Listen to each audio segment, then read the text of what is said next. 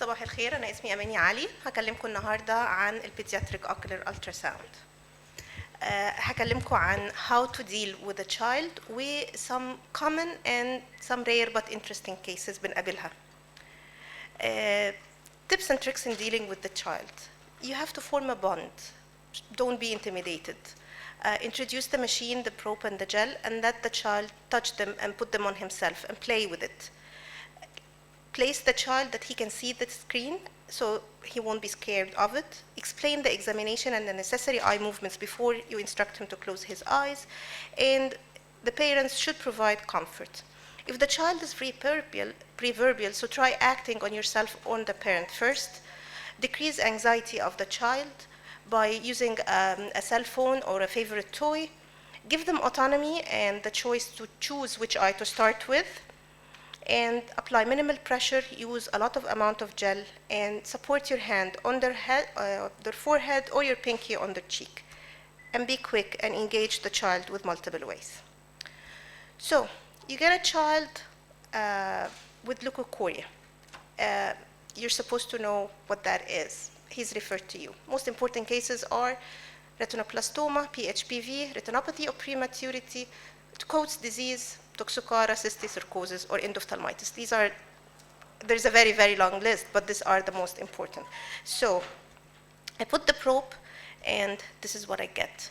Notice the microphthalmic globe. That's very important to compare with the other eye. Always compare the lens with the other eye of the child. You'll see a microphthalmic globe, cataractus lens, a membrane extending from the optic disc. It's very small, it's very thin, it doesn't show the continuity of the whole root, and there is a very shallow tractional retinal detachment accompanied. We'll take a peek at variable degrees of the membranes. This is another membrane that is also thin, but accompanied by vitreous hemorrhage from the leaking persistent hyaloid vessels. A thicker membrane,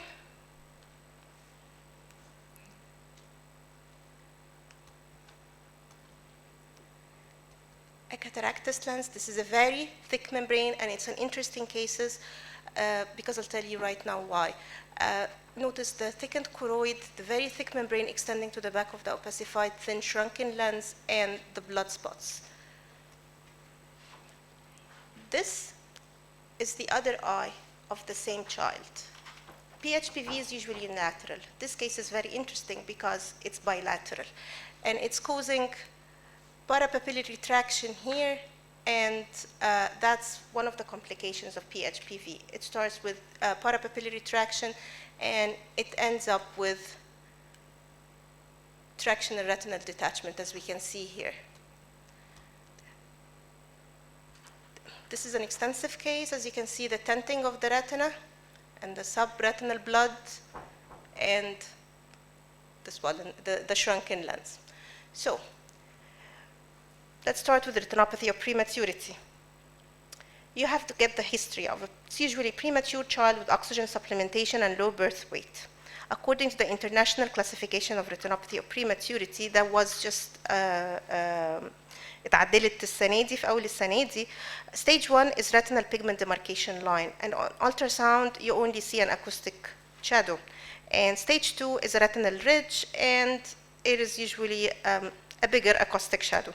Most of these are missed on ultrasound. Stage 3 is a retinal ridge with vitreoretinal traction secondary to neovascularization, as you can see here. And stage 4, that's when we start seeing our patients.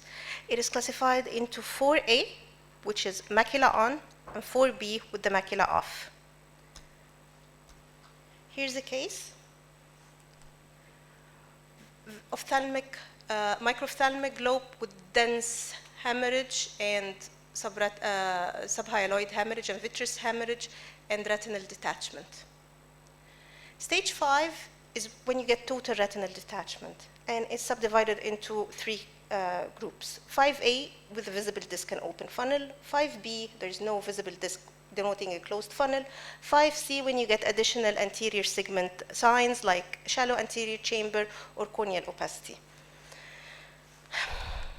As we see here, this is an open funnel with subretinal hemorrhage, and notice also the microphthalmic lobe. Here, this is a closed funnel with thickened choroid, shrunken lens, and notice the early choroidal calcifications.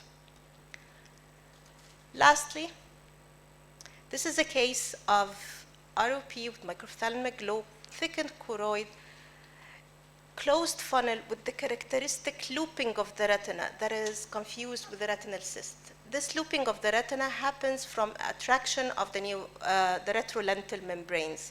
And also notice the subretinal cholesterol deposits and subretinal blood and the dense orbital calcifications. Retinoplastoma. Retinoplastoma is the most common malignancy of childhood. It occurs in children less than 2 years. So it's two types, either endophytic, growing from the retina into the inside of the vitreous cavity, or exophytic, growing from the retina, between the retina and the choroid. So as we can see here, this is a normal sized globe with a huge intraocular lesion that is hyper-echoic with dense, more hyper-echoic echoes, giving posterior shadowing. That's pathognomonic. That's the calcifications, and it's pathognomonic for retinoplastoma. Notice the collapsed vitreous from the huge size of the retinoplastoma. It's usually solid, and it arises from the retina, and the degree of hyperechogenicity depends on the calcium, the degree of calcification in it. This is a picture of exophytic type. As you can see, the retina is above the tumor.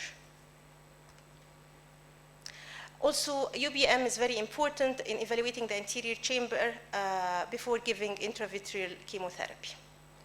So for optic nerve glioma, this is 50% in cases associated with neurofibromatosis, 5 to 8 years, more in girls.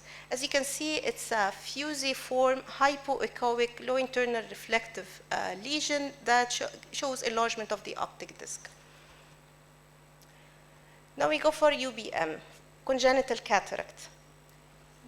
As you can see here, this is a clear cornea, deep anterior chamber, cataractous lens, opened angle, and very interestingly, this is an interesting case is because it has retinal capsular phimosis on it, capsular fibrosis.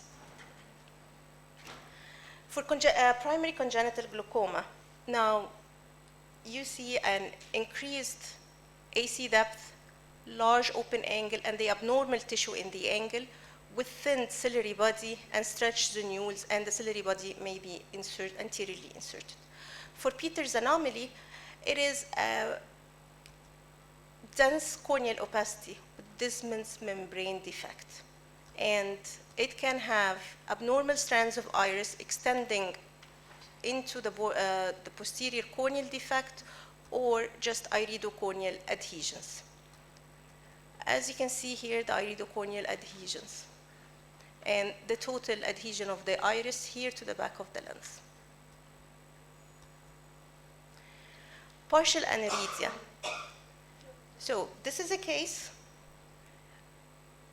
corneal opacity, very shallow irregular anterior chamber, total loss of the iris tissue except for this little stump in here, cataractous lens, stretched out ciliary body. You have to think of Wilms tumor and its life-threatening condition, so you have to think of it when you see a case of aniridia.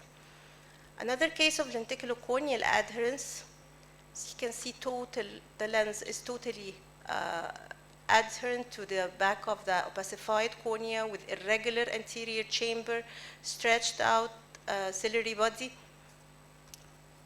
So lastly, it's iris coloboma with limbal dermoid, incidential limbal cormoid. So this is an opacified cornea, total loss of iris tissue in here, and you can see the iris tissue here and a membrane extending to the back of the cornea. This may point to golden Haar syndrome and neurosensory problems, so we have to refer the patient. Thank you very much.